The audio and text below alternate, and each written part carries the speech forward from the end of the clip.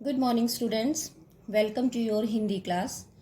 बच्चों, आज हम कक्षा 12 के लिए आपकी पाठ्य पुस्तक वितान भाग 1 से पहला चैप्टर लेकर आए हैं, सिल्वर वेडिंग। इसके लेखक मनोहर श्याम जोशी जी हैं। बच्चों, इस कहानी में नई पीढ़ी और पुरानी पीढ़ी के लोगों के विचारों में जो विषमताएं हैं उनको स्पष्ट किया गया है। इसी कहानी में एक प्रमुख पात्र हैं जिनका नाम है यशोधर बाबू। उनकी ही दुविधा का वर्णन इस चैप्टर में किया गया है। यशोधर बाबू संस्कार संपन्न व्यक्ति हैं और उनके व्यवहार को अगर हम देखें तो उनका व्यवहार सभी लोगों के लिए उचित है, किंतु आधुनिक समाज के जो लोग हैं उनके विचार नए होने के कारण वे उनके विचारों से सहमत नहीं होते। दफ्तर में भी वे समय पर ही जाते हैं और काम के लिए उन्हें देर तक भी दफ्तर में अगर बैठना पड़े तो वो प्रसन्न होकर कार्य करते हैं, क्योंकि घर पर भी उनका जल्दी जाने का मन नहीं करता। वो इसलिए कि घर के भी सभी सदस्यों से उनके विचार नहीं मिलते हैं और जिस कारण उनका घर जाने का मन नहीं करता। बच्चों, एक दिन दफ्तर में असिस्टेंट ग्रेड में आए एक नए लड़के चड्ढा ने यशोधर बाबू से बदतमीजी से बात की, किंतु उन्होंने फिर भी उसकी इस धृष्टता को या उसकी इस बदतमीजी को अनदेखा कर दिया। यह उनका व्यवहार ही था। यशोधर बाबू के जीवन में किशनदा का महत्व गुरु जैसा था, क्योंकि जब यशोधर बाबू जी गांव से दिल्ली आए थे तब किशनदा ने ही उन्हें अपने यहाँ पहले तो मैस में रसोइया बनाया और फिर अपने ही दफ्तर में सरकारी नौकरी दिलाई, और जीवन के हर कठिन समय में किशनदा सदैव यशोधर बाबू के साथी बने रहे। बच्चों, किशनदा से यशोधर बाबू इतने प्रभावित थे कि उनकी मृत्यु के पश्चात भी वे जीवन भर उनके सिद्धांतों पर चलते रहे।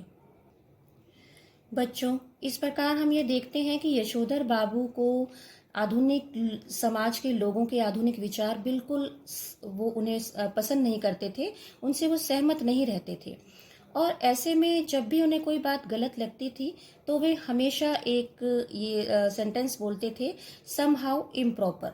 ये कहकर वो चुप हो जाते थे। तो इसका मतलब ये है कि कुछ ना कुछ गलत है। यशोधर बाबू के परिवार में अगर हम देखें तो परिवार में उनकी पत्नी, 3 बेटे और 1 पुत्री है। उनका सबसे बड़ा बेटा भूषण विज्ञापन एजेंसी में 15,000 रुपये प्रति महीना कार्य करता है, और दूसरा बेटा दूसरी बार आईएएस की परीक्षा देने की तैयारी कर रहा है।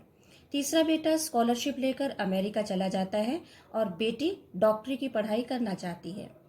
यशोधर बाबू पुराने विचारों वाले व्यक्ति हैं, जबकि उनका परिवार जो है वो आधुनिक विचारों का समर्थक है। इसी कारण उनका अपने परिवार के साथ भी मतभेद बना रहता है। यहाँ तक कि यशोधर बाबू की जो पत्नी होती हैं वो भी अपने बच्चों के साथ ही आधुनिक रंग में रंग चुकी होती हैं।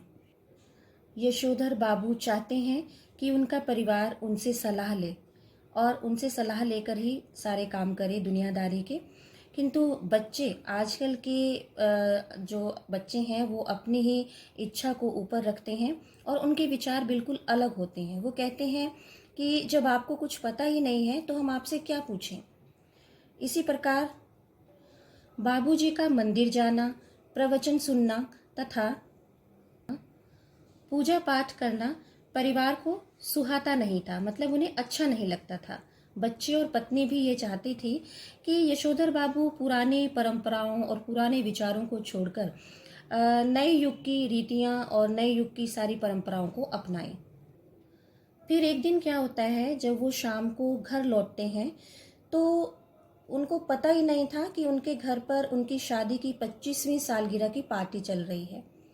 यशोधर बाबू पार्टी इत्यादि से प्रसन्न नहीं रहते थे और इन्हें इस बात की कहीं ना कहीं खुशी भी थी कि जिस अनाथ के जन्मदिन पर आज तक किसी ने लड्डू भी नहीं दिए या लड्डू भी नहीं खाए, उसी की शादी की सालगिरह की पार्टी आज बड़े आधुनिक रीति रिवाजों से मनाई जा रही है।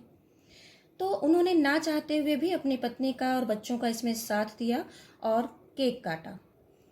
पार्टी में आए बहुत सारे लोगों ने यशोधर बाबू को कई तरह के गिफ्ट दिए।